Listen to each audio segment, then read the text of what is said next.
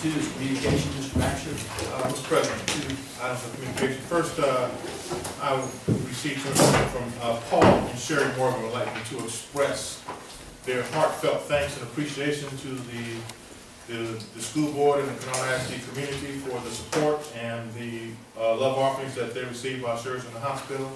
Paul would have come this evening and done it himself and would not have been able to get through without crying.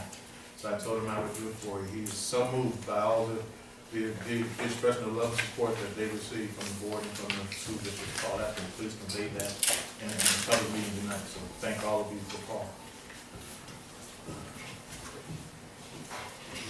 Okay. My second piece of communication.